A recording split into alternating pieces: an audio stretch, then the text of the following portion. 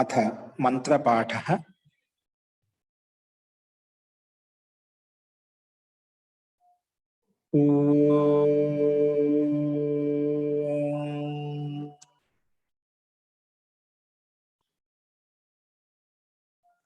सहनाववतु सहनौ भुनक्तु सह वीर्यं करवावहै तेजस्विनावधीतमस्तु मा विद्विषावहै। ओम शांति शांति शांति। सर्वेभ्यो नमः। अंदरिकी नमस्कारम अंडी।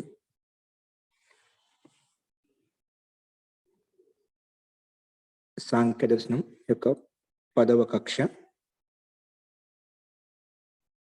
మనము జీవాత్మ కి నిమిత్తత అనేది ఏ కారణం చేత అనే విషయాన్ని చెప్పుకుంటున్నాము.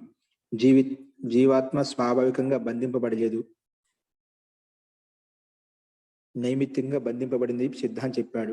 మళ్ళీ దాంట్లో పూర్వపక్షి జీవాత్మ నిమిత్తంగా బంధింపబడిందంటే ఏ రకమైన నిమిత్తంతో బంధింపబడింది, సంసార బంధనానికి కారణం నైమిత్తిక ఏంటి, ఆ విషయాన్ని చెప్పుకుంటున్నాం. సో దాంట్లో పూర్వపక్షి అభిప్రాయంలో వ్యక్తపరిచి సమానంగా చెప్పుకుంటూ వెళ్ళారు ఇక్కడ. సో ఒకవేళ పూర్వపక్షి ఈ రకంగా ప్రస్తావిస్తున్నాడు, కాలంతో బంధింపబడిందా జీవాత్మ? సో కాలంతో బంధింపబడలేదు, ఎందుకంటే వ్యాపి నిత్యం, వ్యాపి అంటే అన్ని చోట్ల వ్యాపించి ఉంది కాబట్టి కాలం అనేది ఎల్లప్పుడూ వ్యాపించి ఉంటుంది, నిత్యమైంది, శాశ్వతమైంది. కాబట్టి ఈ కాలం చేత జీవాత్మ బంధింపబడలేదు, కాబట్టి నిమిత్తం కాదు. సంసారంలో బంధింపబడటానికి ఇది నిమిత్తం కాదు. ఆ సంసారంలో ఈ నిమిత్తంగా బంధింపబడింది, అందుకే మోక్షోపదేశం అనేది ఇది కాదు అని ఆయన పూర్వపక్ష అభిప్రాయాన్ని ఇక్కడ వ్యక్తపరుస్తున్నాడు. తో జీవాత్మ ఏమైనా కాలం కారణంగా బంధింపబడిందా అంటే జీవాత్మ కాల కారణంగా కూడా బంధింపబడలేదు. అయితే దేశ స్థాన విశేషంగా ఏమైనా బంధింపబడిందంటే దేశ కారణం కూడా జీవాత్మ బంధింపబడలేదు. అయితే ఏమైనా అవస్థా కారణంగా బంధింపబడిందా? అది కూడా కాదు, ఎందుకంటే దేహ ధర్మత్వ అవస్థా కారణంగా కూడా జీవాత్మ సంసార బంధంలో బంధింపబడలేదు, అంటే నిమిత్త కారణంగా బంధింపబడలేదు.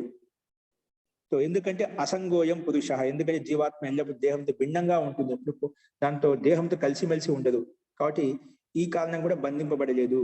మరి ఏమన్నా సో కాలం బంధింపలేదు, కాలం చేత బంధింపబడదు, స్థాన విశేషం చేత బంధింపబడదు, అవస్థ కారణంగా బాల్యావస్థ, వృద్ధావస్థ, వార్ధక్యావస్థగా బంధింపబడలేదు, ఎందుకంటే భిన్నంగా ఉంటుంది అంటున్నాం జీవాత్మ. అయితే కర్మ ద్వారా బంధింపబడిందేమో అంటే నా కర్మణ అని చెప్పి కూడా కర్మ ద్వారా కూడా బంధింపబడలేదు. ఎందుకు? అన్య ధర్మత్వ, కర్మ ద్వారా చేసిన అంటే పూర్వపక్షిక అభిప్రాయం ఏంటంటే మనం ఏదైతే కర్మలు చేస్తామో కర్మల ద్వారా జీవాత్మ బంధింపబడదు. ఏంటండి మనం చేసేప్పుడు ఏం చేస్తాం? ఇక్కడ ఏమి ఇచ్చాడు? దాన, ఆదాన, భాషణాది వ్యవహారం. మన లోకంలో ఏవైతే సాంసారిక క్రియాకలాపాలు చేస్తూ ఉంటామో దాని ద్వారా జీవాత్మ బంధింపబడదు, దాని ద్వారా జీవాత్మ బంధింపబడదు.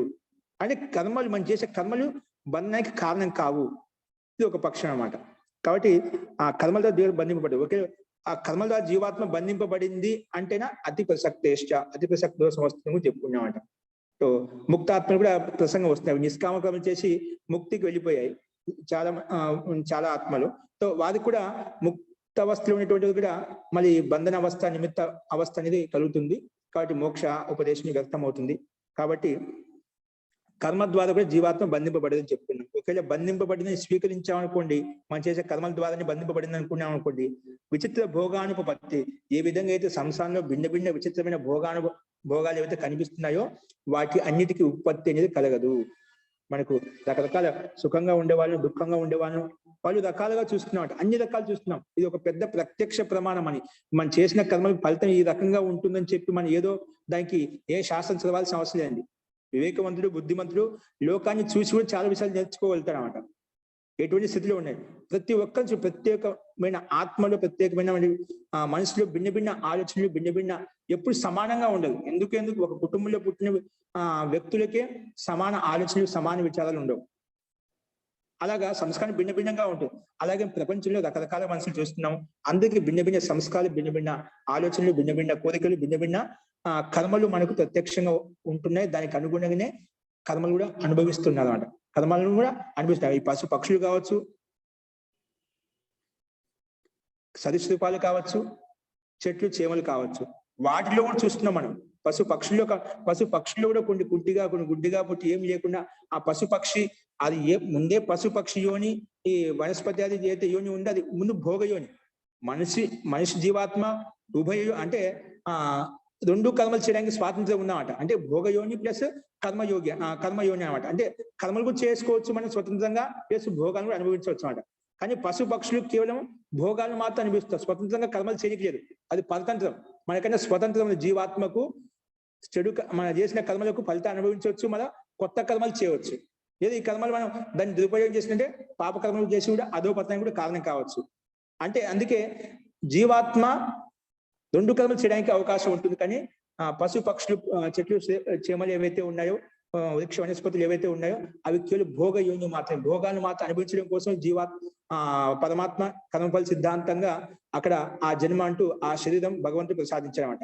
అక్కడ కేవలం కర్మలు అనుభవించిన తర్వాతనే, కర్మలు పూర్తి అయిపోయిన తర్వాత మళ్ళీ మనిషి జన్మలోకి వస్తాయి పశు పక్షులు ఇవన్నీ కూడా ఏవైతే ఉన్నాయో, మన చెట్లు వనస్పతులు ఏవైతే ఉన్నాయో ఇవన్నీ కూడా. ఎందుకంటే చెట్లలో కూడా మన ప్రాణం ఉంది, మనకు ప్రత్యక్షం కనిపిస్తుంది.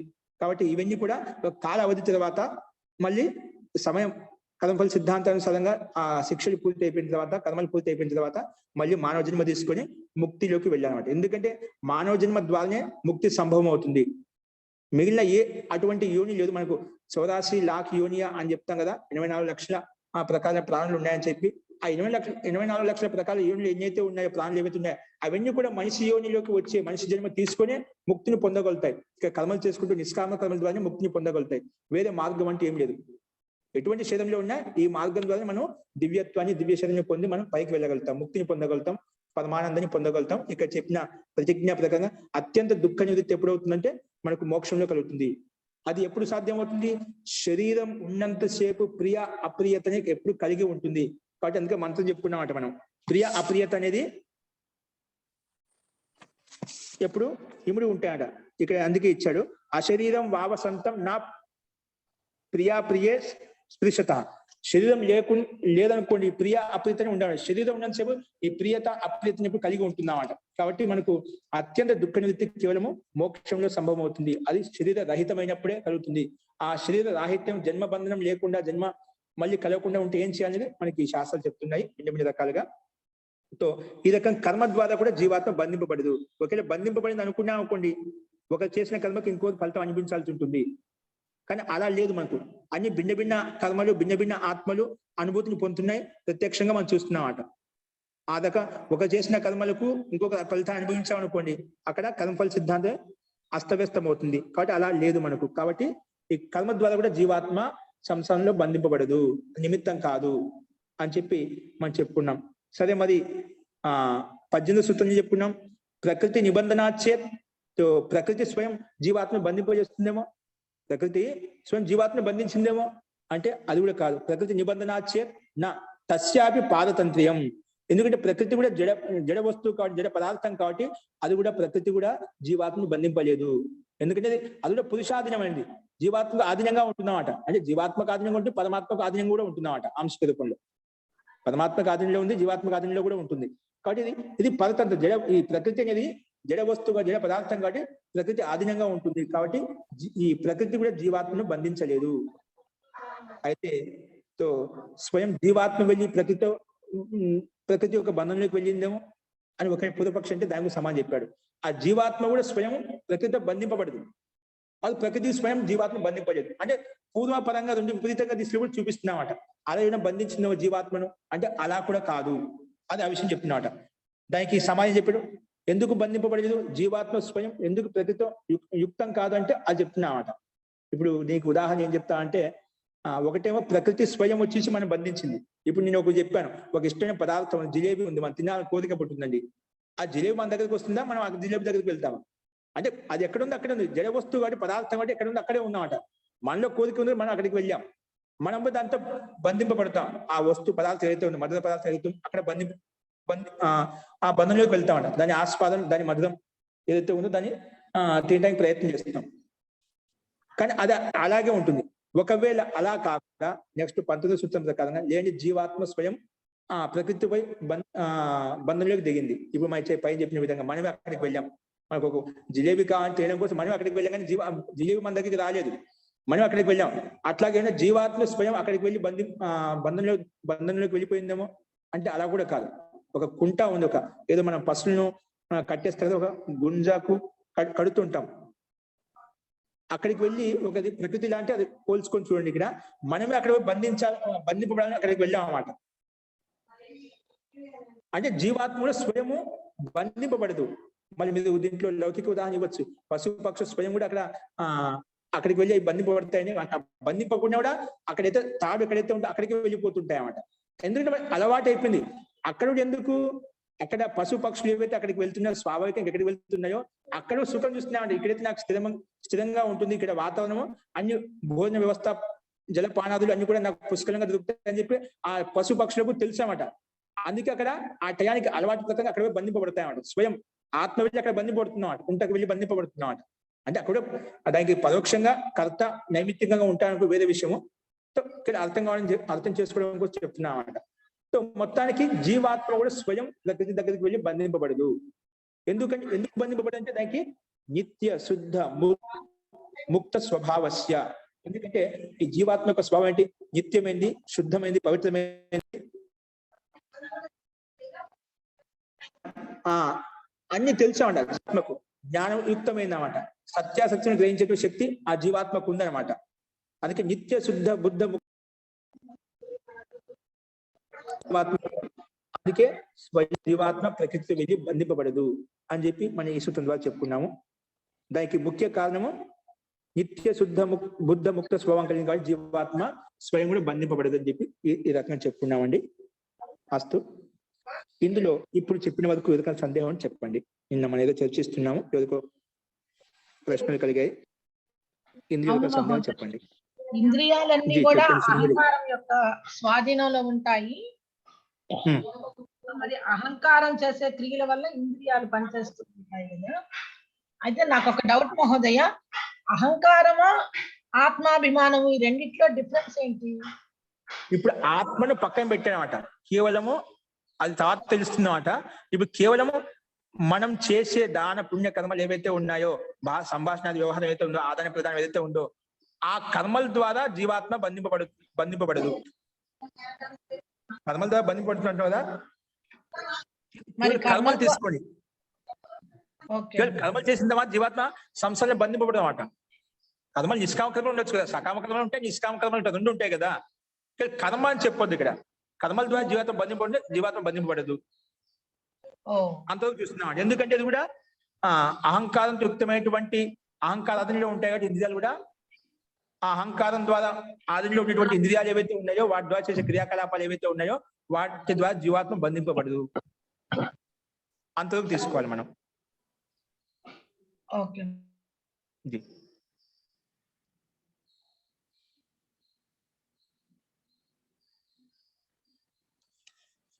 అస్తు. ఇంకా అండి?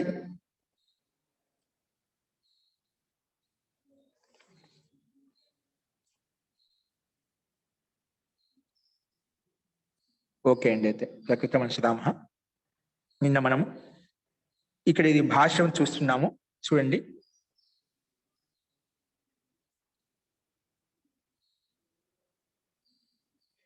ఇది స్లైడ్, ఇది ముందు పేపర్ పెట్టండి.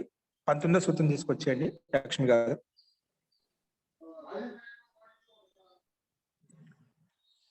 అంటే ఇప్పుడు మనకు రకరకాల ఏ రకంగా జీవాత్మ బంధింపబడుతున్న విషయాలు మేము చూస్తున్నాం. లాస్ట్ లో ఇప్పుడు మనకి ఇదే భాషను చెప్తారు, అది చూద్దాము.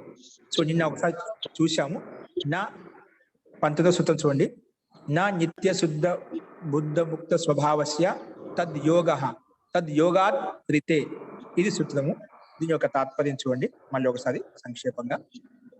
ఇక దీని యొక్క తాత్పర్యం ఇచ్చాయని చూడండి. ఒక్కొక్క పదానికి అర్థం చెప్తున్నాడు. ఆ పదం యొక్క అర్థమైన గమనించండి. ఇక్కడ నిత్య శుద్ధ బుద్ధ ముక్త స్వభావత, నిత్య శుద్ధ బుద్ధ ముక్త స్వభావవత ఎవరికి?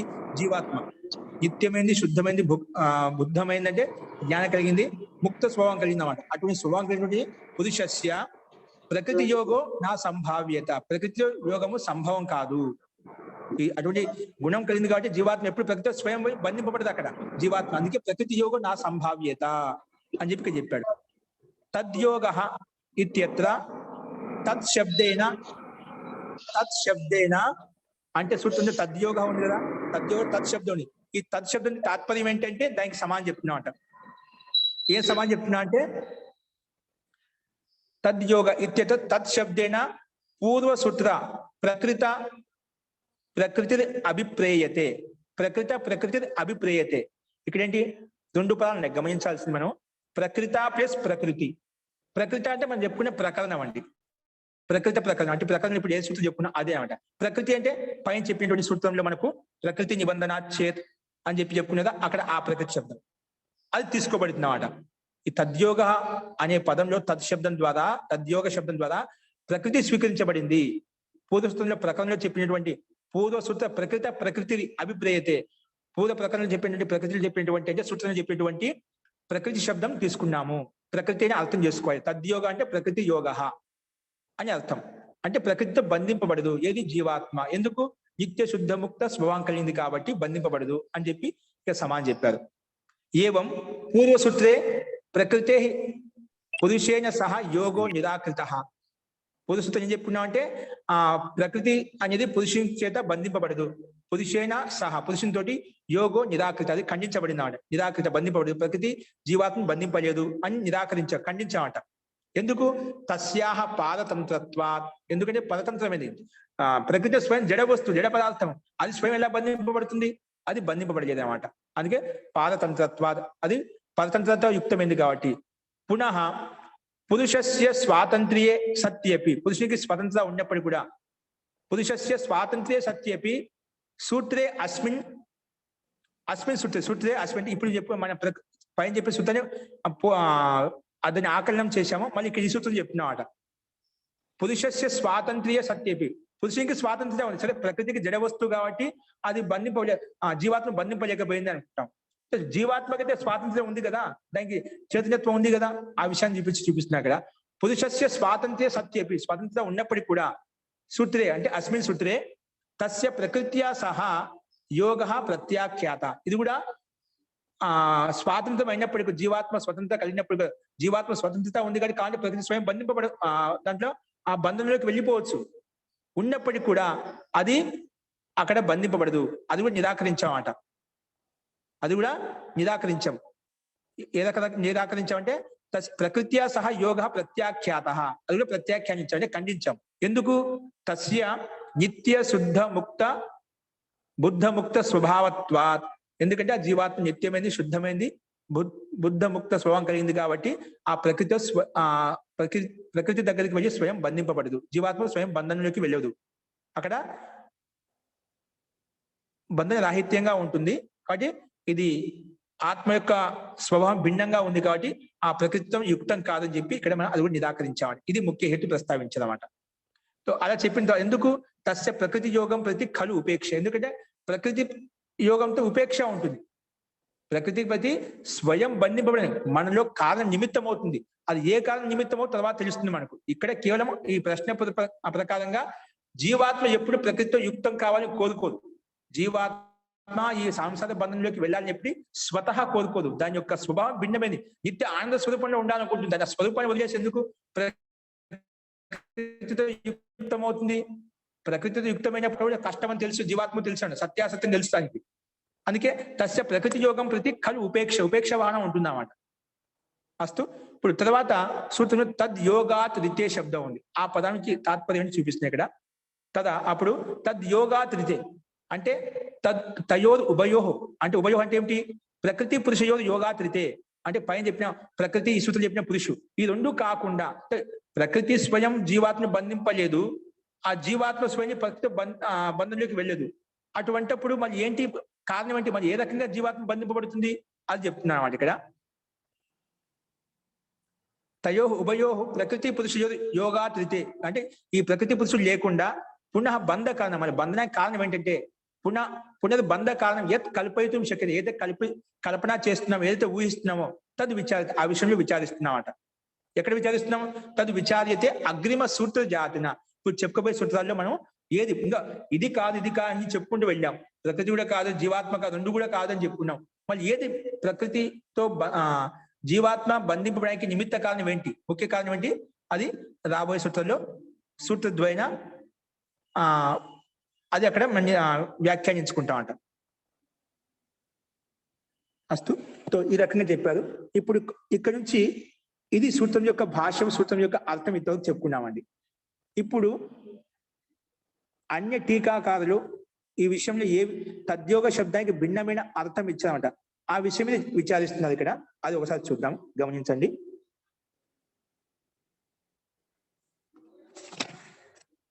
చూడండి, ఇక్కడ బంధయోగ శబ్దం తీసుకొని చెప్పామట. ఇక్కడ ఏం చెప్పాం? పునర్బంధకాలం కల్పయితం నా శక్యతే, అంటే పునర్బంధకాలం కల్పయితం శక్యతే తద్ విచార్యతే అగ్రిమ సూత్ర జాతన.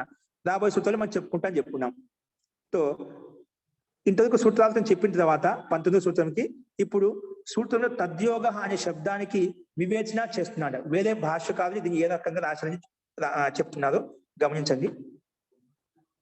సూత్రే అత్ర, ఈ సూత్రంలో, ఇక్కడ ఈ సూత్రంలో ఏది తద్యోగ శబ్దంలో, సూత్రే అత్ర తద్యోగ శబ్దస్య అర్థో, సూత్రంలో తద్యోగ శబ్దం ఉందా, దాని యొక్క అర్థం శబ్దస్య అర్థో అనిరుద్ధ వృత్తవు, అంటే అనిరుద్ధ వృత్తులు అంటే అనిరుద్ధ రాసినటువంటి భాష ఏదైతే వృత్తి ఏదైతే ఉందో, ఇప్పుడు మనకి బ్రహ్మముని భాష విధంగా చెప్పుకుంటాం, అలాగే ఇదే సూత్రాలను ఆధారం చేసుకొని అనిరుద్ధ అనే ఆచార్య విద్వాంసుడు ఒక వృత్తి రాశామట. అనిరుద్ధ వృత్తో విజ్ఞాన భిక్షు భాష్య, విజ్ఞాన భిక్షు కూడా భాష ఉంది. అలాగే విజ్ఞాన భిక్షు భాష్యే స్వామి హరిప్రసాద భాష్య, అదేవిధంగా స్వామి హరిప్రసాద విద్వాంసుడు కూడా, ఆ పండితుడు కూడా ఆయన ఒక భాష రాశామట. స్వామి హరిప్రసాద భాష్యే చ బంధయోగ కృత. వీళ్ళు ఏం చేశారండి? తద్యోగ, సూత్రంలో తద్యోగ అనే పదానికి అర్థం ఏం రాశారు? బంధయోగ అని దాని అర్థం చెప్పారు. ఇక్కడ మనకు స్వామి బ్రహ్మముని భాష ఏం చెప్పుకున్నామో ప్రకృతి యోగ అని చెప్పుకున్నామట. ప్రకృతితో యుక్తం అది. ఇక్కడ తద్యోగ అంటే ప్రకృతితో యోగం కాదు, జీవాత్మ స్వయం ప్రకృతితో యుక్తం కాదు అని చెప్పుకున్నాం. అది అర్థం చెప్పుకున్నది బ్రహ్మముని భాషలో. కానీ వీళ్ళు ముగ్గురు ఆచార్యులు ఏం చెప్పారు? బంధయోగ అని చెప్పారంట. ఏం చెప్పారు? బంధయోగ అంటే బంధయోగ నా అంటే అసలు బంధయోగానికి రాదు, అంటే బంధనమే లేదని చెప్పి చెప్తున్నామట. జీవాత్మకు అసలు బంధనమే లేదని చెప్పి వారి ముగ్గురు ఆచార్య ఆ రకంగా ప్రకరణ విరుద్ధంగా చెప్తున్నామట. అందుకే బంధయోగాన్ని అర్థం అంటే బంధయోగం అంటే అసలు బంధింపబడి నాకు సంబంధం ఉంటున్నాడు. అక్కడ నా తద్యోగ అని చెప్పాం కదా, ప్రతితో యోగం కాదు. అలాగే బంధయోగ అర్థం తీసుకున్నాం ఒకటి, నా బంధయోగ అసలు బంధనయోగకి రాదు అని అర్థం వస్తున్నామట వాళ్ళ ప్రకారంగా. కాబట్టి బంధయోగ కృత, బంధయోగాన్ని అర్థం చెప్పామట. పరంతు అత్ర తథా అర్థేన నా భవితం, కానీ అలాంటి అర్థం చేత అలాంటి అర్థం సంభవం కాదన్నమాట. తథా అర్థే నా భవితం, అలా అర్థం ఉండకూడదు. యత, ఎందుకంటే పూర్వసూత్రే పురుషేణ సహ సంబంధాయ ప్రకృతి అసమర్థ పరతంత్రత్వాత్ ఉక్త. ఇక్కడేంటి? పూర్వసూత్రంలో పురుషేణ సహ సంబంధాయ ప్రకృతి అసమర్థ, పురుషునితోటి సంబంధానికి, పురుషునితో యుక్తం కావడానికి ప్రకృతి అసమర్థమైంది అని చెప్పుకున్నాం. ఎందుకు అసమర్థమైంది? పరతంత్రత్వాత్ అని చెప్పుకున్నాం. పరతంత్రత్వం అనేది పరతంత్రమైంది అంటే జడ వస్తువు, జడ పదార్థం కాబట్టి అది పురుషునికి ఆధీనంగా ఉంటుంది. ప్రకృతికి స్వయం చలనత్వం లేదు, చైతన్యత్వం లేదు, అది పురుషాధీనంగా ఉంటుంది కాబట్టి అసమర్థమైంది అని చెప్పి చెప్పుకున్నాం. అక్కడ నిరాకరించామట. పరతంత్రత్వాత్ ఉక్త, ఆ రకం చెప్పామట. అత్ర సూత్ర, ఈ సూత్రంలో ప్రకృత్యా సహ సంబంధాయ పురుష ప్రకృతివత్ పరతంత్ర అస్తు నా పరతంత్రస్తు నా. ఇక్కడ ఈ సూత్రం చెప్పుకున్నాం, జీవాత్మ స్వయం కూడా ప్రకృతితో బంధింపబడని చెప్పుకున్నామట. అదే విషయం చెప్పే ఇక్కడ అత్ర సూత్రం అంటే ఈ సూత్రంలో, ఈ 19వ సూత్రంలో ప్రకృత్యా సహ సంబంధాయ, ప్రకృతితో సంబంధానికి పురుష ప్రకృతివత్ పరతంత్రస్తు నా. అక్కడ ప్రకృతి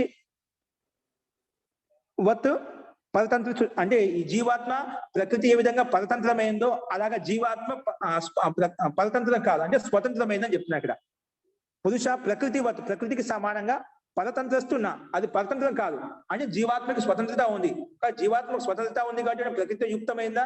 అది కూడా కాదు. అది విషయం, అది కూడా కాదు. కింటూ స్వతంత్ర సన్నపి, ఇది జీవాత్మ స్వతంత్రంగా ఉంటూ కూడా స్వతంత్ర సన్నపి స నిత్య శుద్ధ బుద్ధ ముక్త స్వభావత్వాత్ అనపేక్ష తథా ఉపేక్షా వృత్తిక తస్మాత్ అని చెప్పామట. ఎందుకంటే ఇది నిత్యమైనది, శుద్ధమైనది, ముక్త స్వభావం కలిగింది కాబట్టి అది స్వతంత్రంగా ఉన్నప్పటికీ కూడా అది ఉపేక్ష వృత్తికంగా ఉందన్నమాట. ఈ కారణం చేత ఇక్కడ జీవాత్మలు స్వయము ప్రకృతితో యుక్తం కాలేదు అని చెప్పి మనం ఇక్కడ చెప్పుకున్నామండి. చూడండి తర్వాత ఏం చెప్పాడు అదే విషయాన్ని.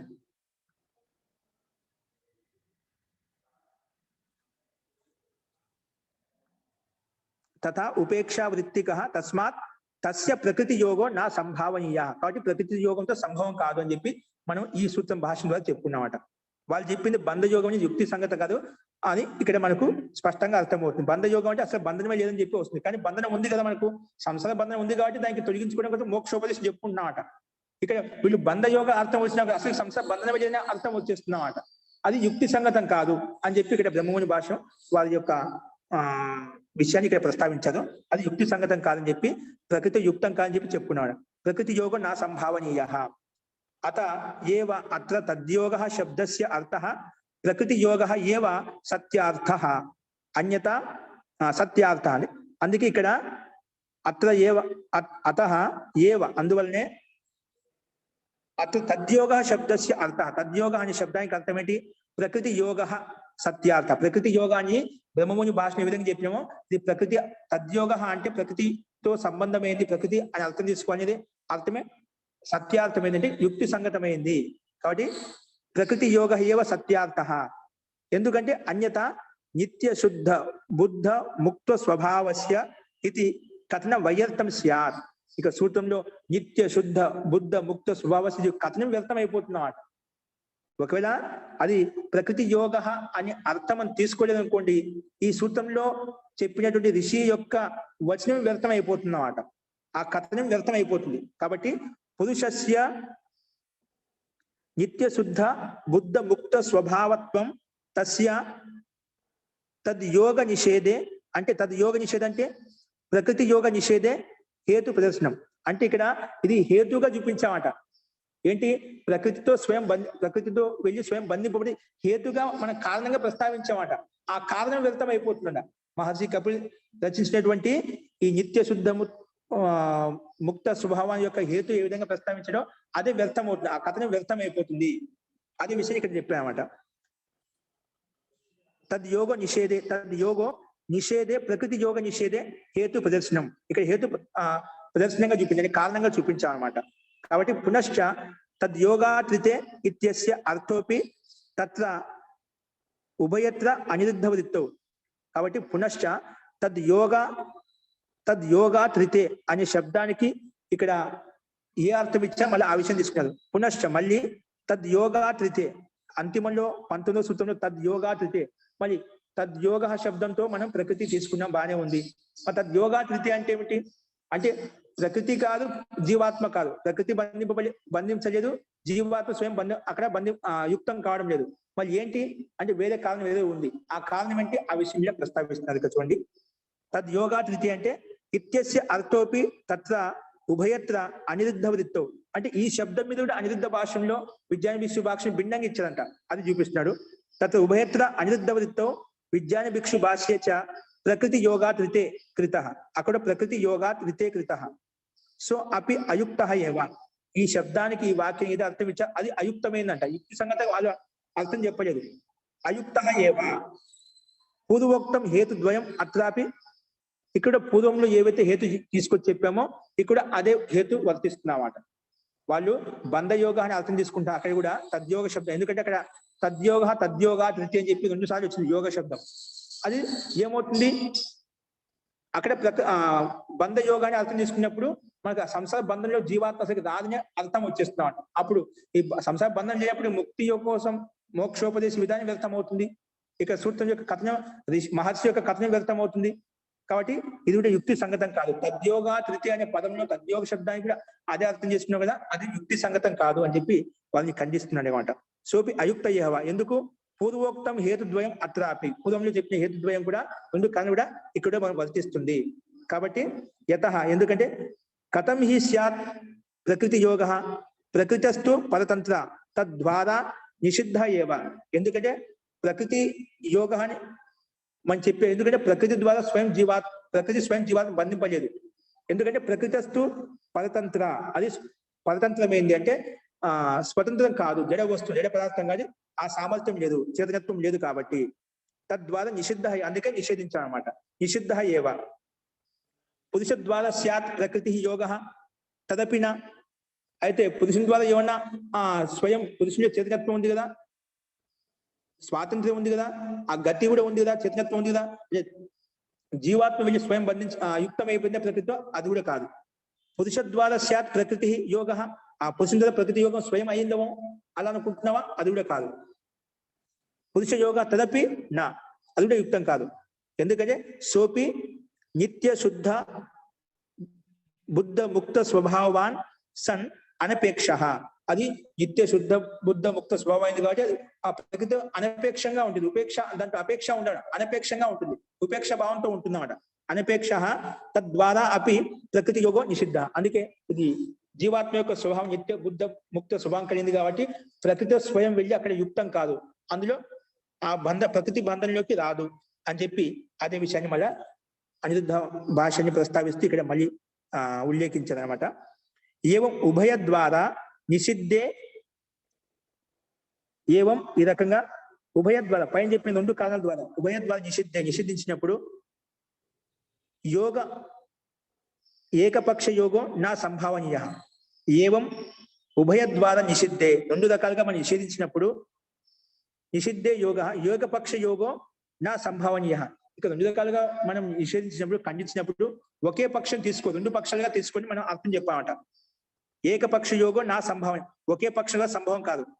సంభావనీయతు ఉభయాధీన, ఈ సంభావన అనేది రెండు పక్కల ఉంటుంది, రెండు హేతులుగా ఉంటుంది. అంటే ఇక్కడ మనం ఏం చెప్పుకున్నాము, జీవాత్మ ప్రకృతిని జీవాత్మను బంధించలేదు, అది జీవాత్మ స్వయం ప్రకృతి బంధన యుక్తం కాలేదు. అక్కడ ఒక పక్షం తీసుకోగలుగుతామట. ఏ ఉభయ ద్వారా నిషిద్ధే, రెండు రకాల ప్రకృతిని కూడా నిషేధించాము, జీవాత్మ వెళ్ళి స్వయం ప్రకృతి యుక్తమవుతా అది కూడా నిషేధించాము. ఎందుకు, ఇక్కడ జీవాత్మ స్వయం బంధింపబడదు కారణం ఏం చెప్పాము, నిత్య శుద్ధ బుద్ధ ముక్త స్వభావం కలిగిన జీవాత్మ, అందుకే బంధింపబడదు. ఆ ప్రకృతి స్వయం ఎందుకు జీవాత్మ యుక్తం కాదు అంటే అది జడ వస్తువుగా స్వయం ఆ శక్తి సామర్థ్యం లేదు. అట్లా ఉభయ ద్వారా ఖండించామట. ఈ ఉభయ ద్వారా నిషిద్ధే యోగ ఏకపక్ష యోగం నా సంభావనీయ, ఒక పక్షం తీసుకో, రెండు పక్షాల ద్వారా మనం చూసుకోవాలి. ఇది నా సంభావనీయ, సంభావనీయస్తు ఉభయాధీన.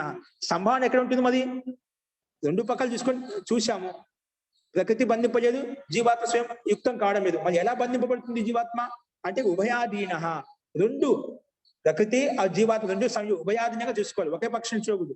రెండు పక్షం చూసాం, రెండు వైపులు చూసామనుకోండి, అప్పుడు సంసార బంధనం ఉంటుంది.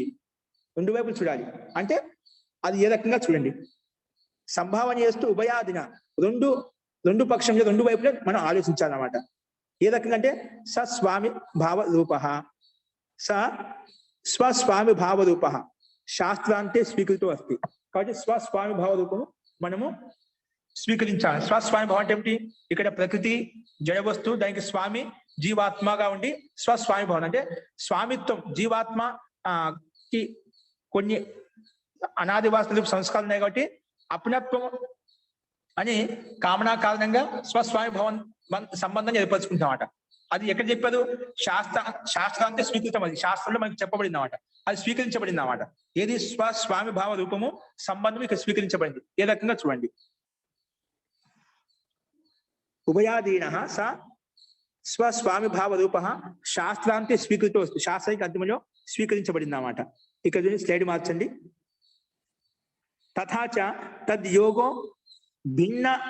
భిన్న హేతూనాం అయోగ్యత్వం ప్రదర్శ్య అంతే పంచశతమే సూత్రే తద్యోగస్య ప్రకృతి పురుష యోగస్య కారణం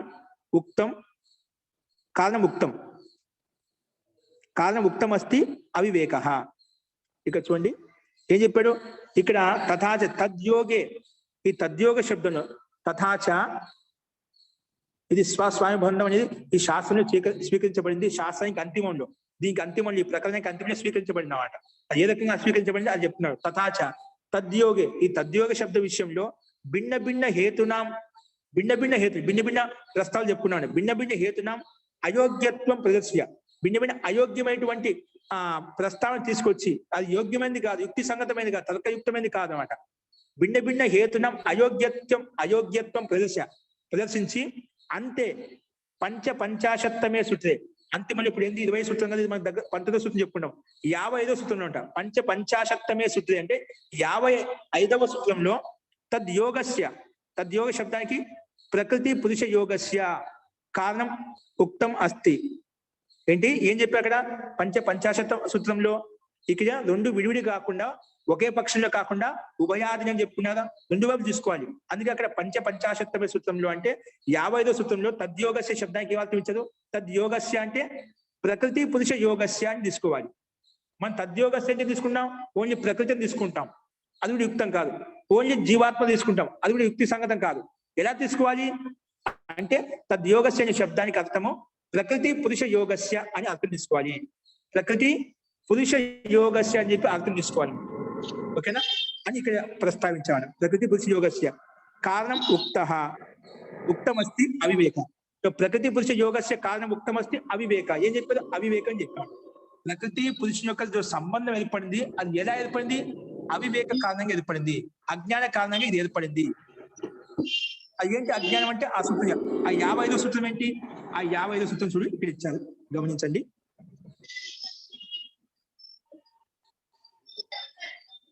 తద్యోగో అపి అవివేకాత్ నా సమానత్వం. ఇది 50 సూత్రం చెప్పారు.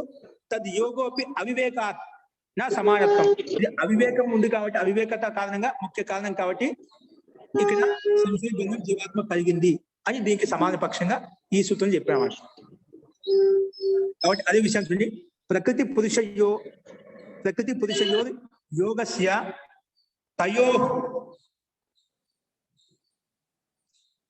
ప్రకృతి పురుష యోగస్య తయో స్వామి భావస్య కారణం అవివేక ప్రదర్శిత.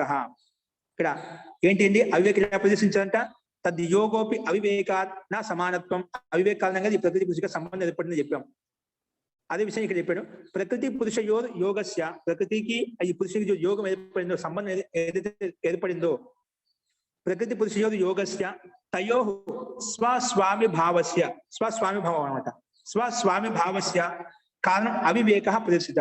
ఈ స్వామి భావానికి ఏదైతే సంబంధం ఏర్పడిందో, భావస్య కారణం ఏదైతే ఏర్పడిందో అవివేక ప్రదర్శిత. అవివేక కారణం, జీవాత్మ అవివేక కారణంగానే ఈ ప్రకృతి యుక్తం అయిపోయింది. అవివేక ప్రదర్శించబడింది అన్నమాట. ఎలాగంటే యథాహి అత్ర తద్యోగస్య కారణం అవివేకం. తద్యోగ శబ్దానికి కారణం ఏంటి? అవివేక ప్రదర్శిత. అవివేక కారణంగా ఏ విధంగా ప్రదర్శించామో తథైవ శాస్త్రాంతే, శాస్త్రానికి అంతిమంలో, ఈ శాస్త్రానికి అంతిమంలో స్వస్వామి భావస్య కారణం అవివేకం ప్రాదర్శయత్ ఆచార్య. ఇక్కడ స్వస్వామి భావస్య అంటే ఇది నాది. ఇప్పుడు ఏంటంటే ఇప్పుడు అహం ఉంది కాబట్టి, అహం భావన ఉంది కాబట్టి ఇది నాది అని చెప్పి మమత్వం ఏర్పరచుకున్నాం. సంసారం పట్ల కావచ్చు, వ్యక్తి పట్ల కావచ్చు, ఏదైనా కావచ్చు. సంసారంలో ఉండే అనిత్య వస్తువుల పట్ల, జడ వస్తువుల పట్ల కూడా మనం స్వస్వామి భావం కారణంగానే, మనం అవివేక కారణంగానే ఇది అంత నాదే, నేను ఎల్లప్పుడు ఇక్కడే ఉంటాను, శాశ్వతంగా ఉంటాను, అవిద్య అజ్ఞాన కారణంగా, అవివేక కారణంగా మనం స్వస్వామి భావాన్ని ఏర్పరచుకుంటామంట. అదే విషయం శాస్త్రంలో అంతిమంగా చెప్పామంట. స్వస్వామి భావస్య కారణం అవివేకం ప్రాదర్శక ఆచార్య. అందుకే ఆచార్య వర్యులు దీనికి స్వస్వామి భావ సంబంధాన్ని కూడా శాస్త్రానికి అంతిమంలో చెప్పబడింది అన్నమాట. ఏం చెప్పిందంటే అవివేకో నిమిత్తో వా పంచశిఖ ఆచార్య కూడా ఏం చెప్పాడంటే అవివేకమే నిమిత్తము. ముఖ్యంగా జీవాత్మకి బంధన కారణం ఏంటంటే అవివేకము. మన ఇంతకుముందు చెప్పుకుంటూ కదా, కాల కారణంగా బంధింపబడలేదు, స్థాన కారణంగా బంధింపబడలేదు, అవస్థా కారణంగా బంధింపబడలేదు, కర్మ ద్వారా బంధింపబడలేదు. ఏ ద్వారా బంధింపబడింది అంటే దీనికి సమాధానంగా అవివేకం కారణం. అవివేక కారణంగానే జీవాత్మ సంసారంలో బంధింపబడింది అంటే బంధింపకానికి నిమిత్త కారణం అన్నమాట. అదే విషయాన్ని ఇక్కడ చూపించాడు. అవివేక నిమిత్తోవా పంచశిఖ ఆచార్య. పంచశిఖ అని అప్పుడు ప్రసిద్ధ ఆచార్య అప్పుడు ఉండేవారు. సో ఆ ఆచార్య కూడా ఆయన శాస్త్రంలో ఆయన చెప్పే గ్రంథంలో అవివేకం నిమిత్తము, సంసార బంధం కారణం అంటే అవివేక నిమిత్త కారణంగా జీవాత్మ సంసార బంధంలోకి వచ్చింది. అది ఈ రకమైన ప్రస్తావనది మన శాస్త్రానికి అంతంలో చెప్పబడింది అని ఇక్కడ చెప్పారు. కాబట్టి తస్మాత్ అనిరుద్ధ వృత్తో విజ్ఞాని భిక్షు భాష్యే తథా స్వామి హరిప్రసాద వృత్తౌ చ నితాంతం అయుక్తం ఉక్తం. నితాంతమైన అయుక్తంగా ఇక్కడ ప్రకరణానికి విరుద్ధంగా ఇక్కడ బంధ యోగ అని చెప్పి అయుక్తమైనటువంటి ఇక్కడ అర్థం చెప్పడానికి ప్రయత్నం చేశారు. అది యుక్తి సంగతం కాదు, పూర్వపద ప్రసంగాన్ని యుక్తి సంగతం కాదు. ఇది మనకు ఇక్కడ సంకేతం మాత్రం ఉండండి, మనకి అక్కడ వస్తాయి, అక్కడ విస్తృతంగా వివరంగా ఉంటుంది.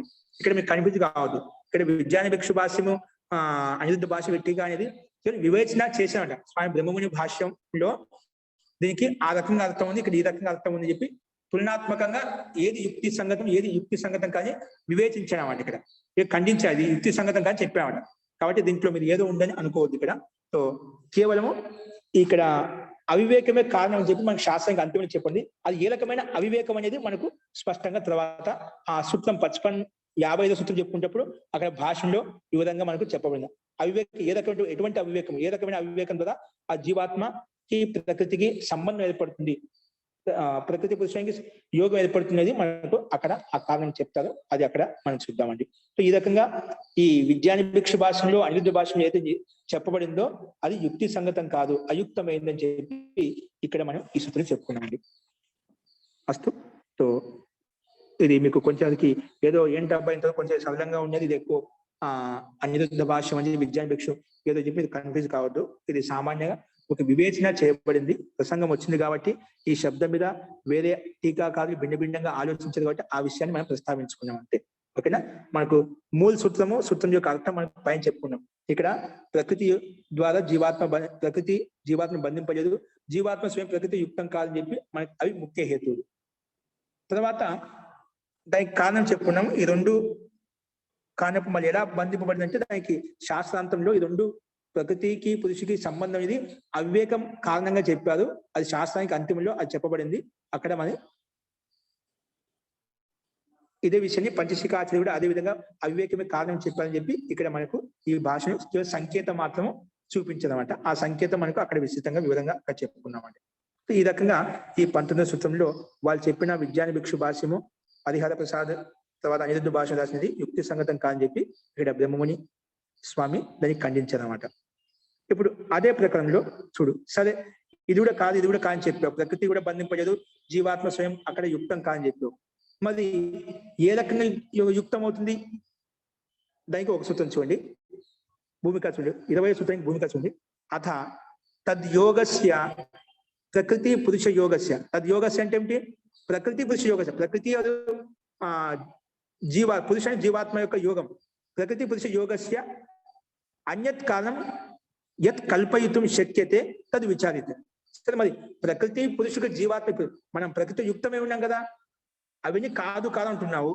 మన ఈ ప్రకృతి పురుషుడు జీవాత్మ యొక్క ఈ బంధనానికి కారణం ఏంటి?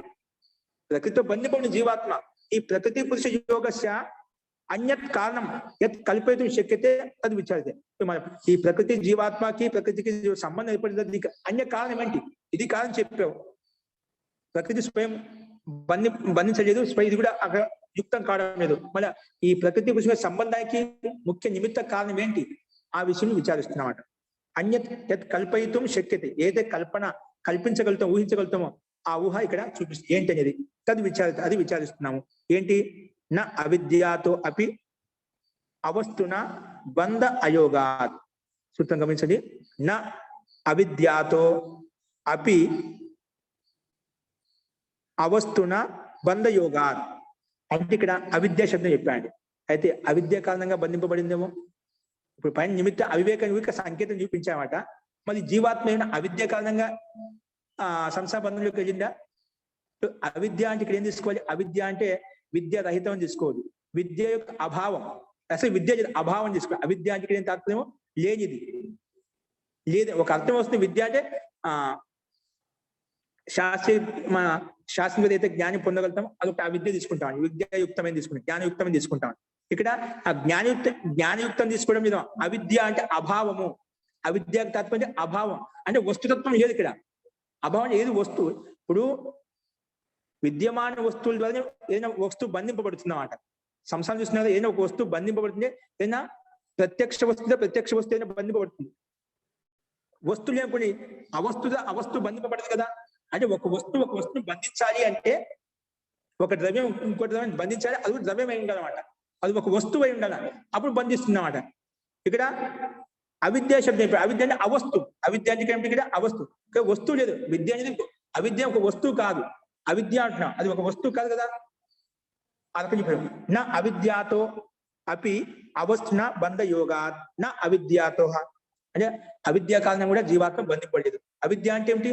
అవస్తునా అంటే అవస్తు. విద్య అవిద్య అంటే తాత్పర్యం తీసుకునేది అవస్తు. అవస్థ ఏ వస్తువు, అవిద్య ఒక వస్తువు కాదు, అక్కడ ఏం లేదు, అవస్తునా. కాబట్టి బంధ అయోగాత్, అందుకే బంధం కూడా లేదు జీవాత్మకి. బంధ అయోగాత్, బంధం కూడా అయోగ్యమైంది, యోగ్యమైంది కాదు. కాబట్టి నా అవిద్యాత, అవిద్య కారణం బంధింపబడేది. ఎందుకు? అవస్తునా, ఇది వస్తువు కాదు కాబట్టి అవస్తు. అది వస్తువు అంటే ఒకటి మనకు కంటికి ప్రత్యక్షం అవుతున్నాడు, ప్రత్యక్ష గోచరం అవుతుంది. ఇక్కడ అవస్తు అంట. అవస్తు దానికి సత్తా ఏం లేదు. సత్తావాని పదార్థమే సత్తావాని పదార్థాన్ని బంధిస్తుందన్నమాట. ద్రవ్యయుక్తమైనటువంటి పదార్థమే ద్రవ్యయుక్తమైన అన్య పదార్థాన్ని బంధిస్తుందన్నమాట. అట్లది అభావానికి అస్తిత్వం ఏం లేదు. నా భావ అభావ. ఇక్కడ గజస్య అభావ అని చెప్పాం, అంటే ఇక్కడ ఏనుగు లేదు. అది లేవంటే ఆ వస్తువు, ఆ పిండ విశేషం ఏదైతే ఉందో, ఏనుగు ఉంది అంటున్నామో అది లేదు. అభావానికైనా వస్తువు, అభావానికి వస్తువు చూపిస్తాం మనము. ఒక పదార్థాన్ని, ఒక ద్రవ్యాన్ని చూపించగలుగుతాని, ఇది లేదు అనే దాన్ని లేదు అని చెప్పి దాన్ని చూపించగలుగుతామో? ఇది ఆ రకంగా పూర్వపక్షి ప్రశ్న ఎట్లా అడగొచ్చు, పూర్వపక్షి కదా. అంటే అయుక్తి ఆ రకంగా అడుగుతున్నమాట. అభావ అని చెప్పి అవస్తు ఉంటే బలం ఉంది, అవస్తు కూడా ఒక వస్తువు ఉంటుందేమో. ఇప్పుడు వస్తువు అంటున్నా, అవిద్య అంటున్నా కదా, అవస్తు అంటాం. అవస్తువు ఒక వస్తువు ఏమో మనం చూడలేకపోతున్నాం.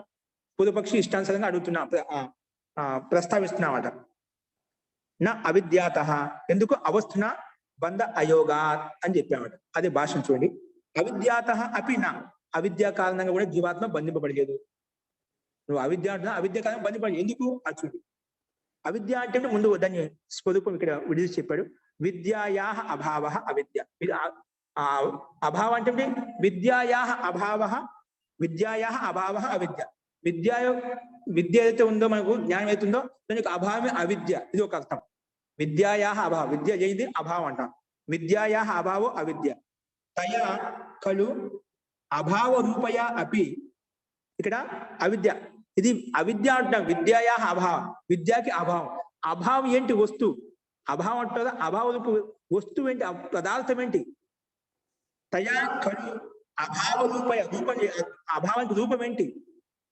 ఖలు అభావ రూపయా అపి జీవాత్మన బంధ కల్పయితుం నా యుజ్యతే. ఈ అభావ రూపం ఏదైతే అవిద్య ఏదైతే ఉందో ఆ జీవాత్మను బంధింపలేదు. కల్పించడం యుక్తి సంగతి కాదు. అభావ రూపయా అపి జీవాత్మనో బంధ కల్పయితుం నా యుజ్యతే. ఈ అభావ రూపి వస్తువు ద్వారా, పరిస్థితి ద్వారా, ఆ వస్తువు ఏదో మనకు కనిపించలేదు, దాని ద్వారా కూడా జీవాత్మ బంధింపబడలేదు. మొత్తానికి అవిద్య కారణంగా కూడా జీవాత్మ బంధింపబడదు. ఎందుకంటే ఎందుకు బంధింపబడదంటే దాని కారణం చెప్తున్నాడు. అవస్తున బంధ అయోగ,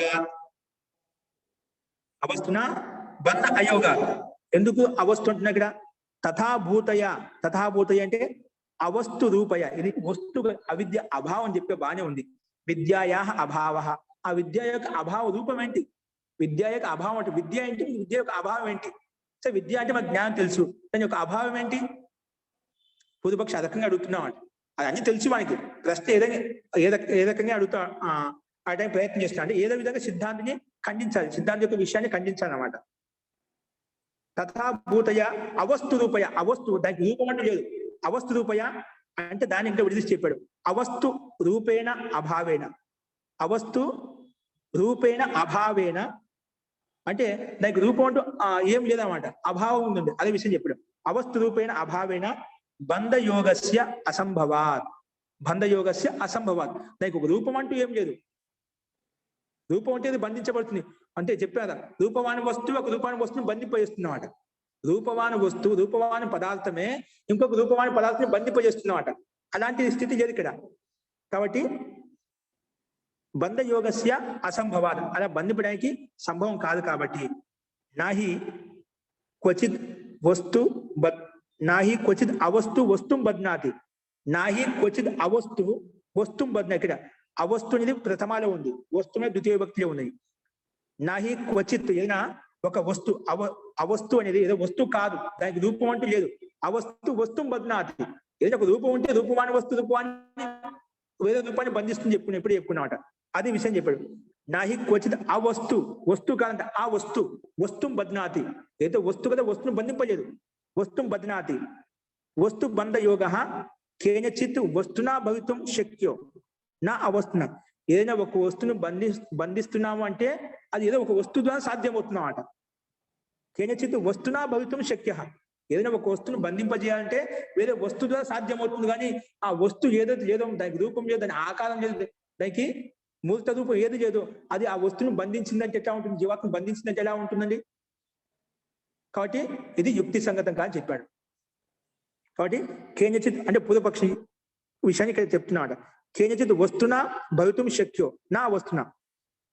కాబట్టి ఈ రకం చెప్పాడు. దానికి సిద్ధాంతం సమానం చెప్తాడు. కానీ ఒక వస్తువును బంధింప చేయాలంటే వేరే వస్తువుగా బంధింపబడుతుంది, ఆ వస్తువుగా వస్తువు బంధింపబడదు.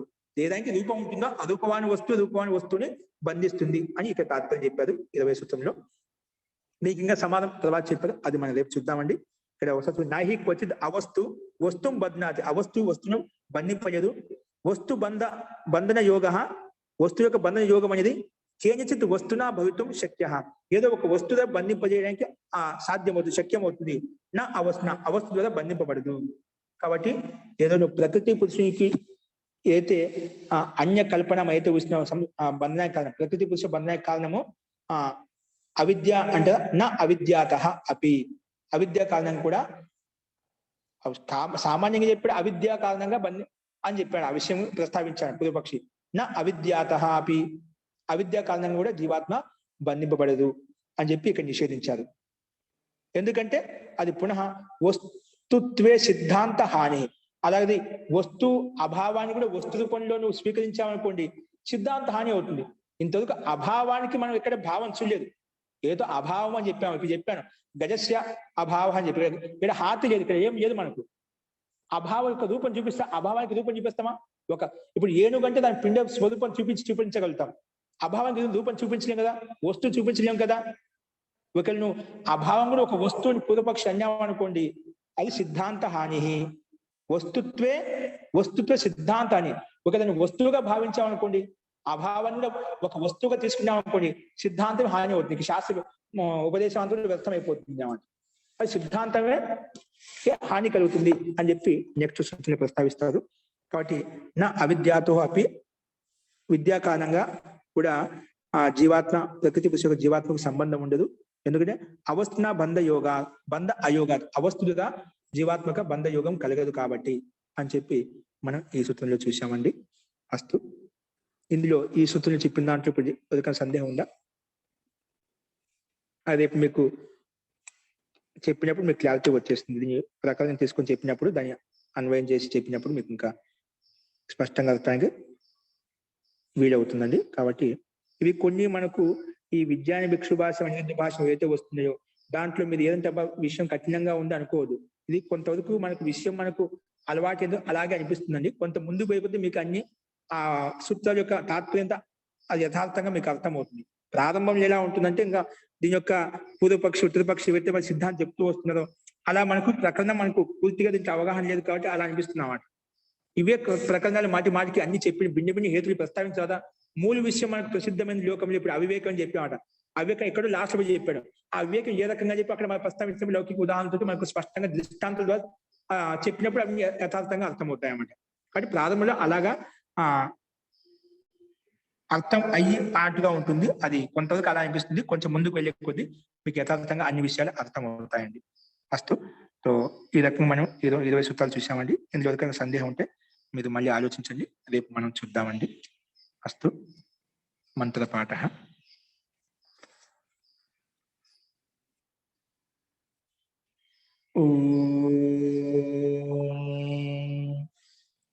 सर्वे भवन्तु सुखिनः, सर्वे सन्तु निरामयाः, सर्वे भद्राणि पश्यन्तु, मा कश्चित् दुःखभाग् भवेत्। ओम शांति शांति शांतिः. सर्वेभ्यो नमः. అందరికీ నమస్కారం అండి. ధన్యవాదాలు మహోదయ. నమస్కారం ధన్యవాదం మహోదయ. ఓం నమస్తే మహోదయ. ఓం నమస్తే మహోదయ. ధన్యవాదాలు. నమస్తే ఆచార్య. జీ నమస్తే అండి.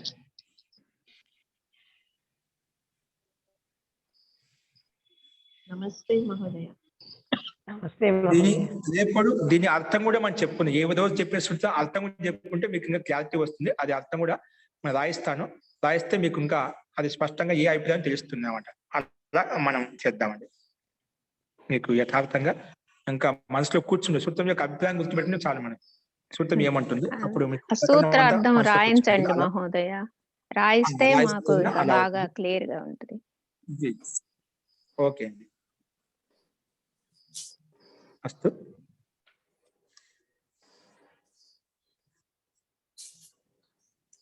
సర్వేభ్యో నమః.